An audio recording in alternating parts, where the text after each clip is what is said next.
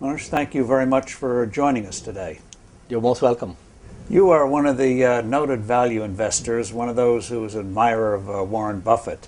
Uh, what did you take from Warren Buffett, and what do you do differently from Warren Buffett? You're not a clone. We will never have another Warren. I think Warren is a very unique person. And also, I think that his investing prowess is so strong that many of his other attributes and I would say his other qualities get ignored. I believe the best things about Warren have nothing to do with investing, but they have everything to do with leading a great life. So many of the things, I think most of the great things I've taken from Warren have more to do with life than investing. Such as? Well, such as, how to raise a family, interaction with friends, the importance of keeping your ego in check, humility, just a whole bunch of different attributes, the importance of candor, the importance of integrity, just all these, the soft skills that are very important in life. They do interconnect.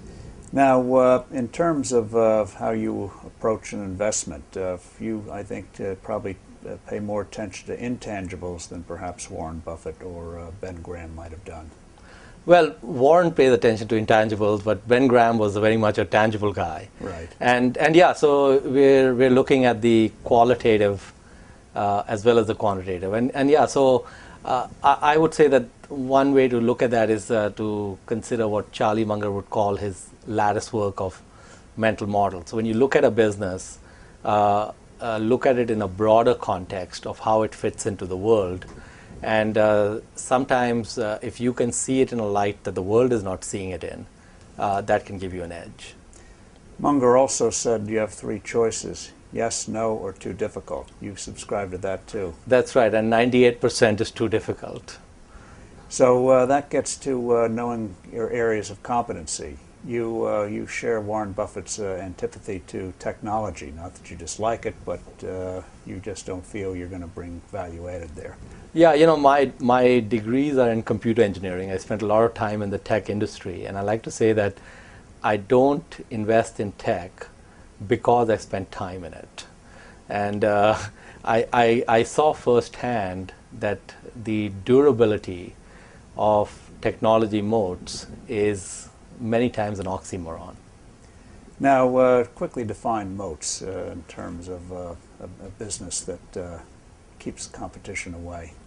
Well, if you talk to Michael Porter, he would give you 5 books on what is meant by strategy and competitive advantage and durable competitive advantage. And if you talk to Warren and Charlie, they would just say it's a moat, and they'd break it down to one word. But basically, it's the ability of a business to have some type of an enduring competitive advantage that allows it to earn a better than average rate of return over an extended period of time. So some businesses have narrow moats, some have broad moats, some have moats that are deep but get filled up pretty quickly. So what you want is a business that has a deep moat with lots of piranha in it, and that's getting deeper by the day. That's a great business. So summing up in terms of what do you think do you bring to value investing that others perhaps don't, that give you a unique edge? I think the biggest edge would be attitude. Charlie Munger likes to say that you don't make money when you buy stocks, and you don't make money when you sell stocks. You make money by waiting. And so the single biggest advantage a value investor has is not IQ. It's patience and waiting for the right pitch, and waiting for many years for the right pitch. So what's that saying of Pascal that you like about just sitting in the room? room? All man's miseries stem from his inability to sit in a room alone and do nothing. And all I'd like to do to adapt Pascal is all investment managers' miseries stem from their inability to sit alone in a room and do nothing.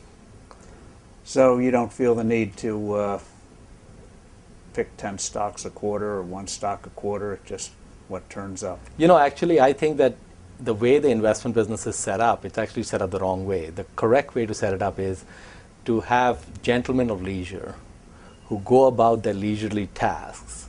And when the world is severely fearful, is when they put their leisurely tasks aside and go to work. That would be the ideal way to set up the investment business. Does this tie into your ideas and other value investors' ideas of low risk, high uncertainty? That's right. I mean, I think the low risk, high uncertainty is really something I borrowed from entrepreneurs and the Patels in India or the Richard Bransons of the world.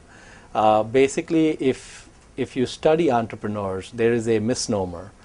People think that entrepreneurs take risk and they get rewarded because they take risk. In reality, entrepreneurs do everything they can to minimize risk. They are not interested in taking risk. They want free lunches, and they go after free lunches. And so if you study any number of entrepreneurs, from Ray Kroc to Herb Schultz at Starbucks, and to even Buffett and Munger and so on, what you'll find is that they have repeatedly made bets which are low risk bets, which have high return possibilities. So they're not going high risk, high return. They're going low risk, high return. And even with Bill Gates, for example, the total amount of capital that ever went into Microsoft was less than 50,000 between the time it started and today. That's the total amount of capital that went into the company. So Microsoft, you cannot say was a high risk venture because there was no capital deployed. But it had high uncertainty. Bill Gates could have gone bankrupt, or Bill Gates could have ended up the wealthiest person on the Forbes 400. And he ended up at the extreme end of the bell curve, and that's fine. But he did not take risk to get there. He was comfortable with uncertainty. So entrepreneurs are great at dealing with uncertainty and also very good at minimizing risk. That's the classic great entrepreneur. This is your almost third career, and this idea you have on uncertainty and risk.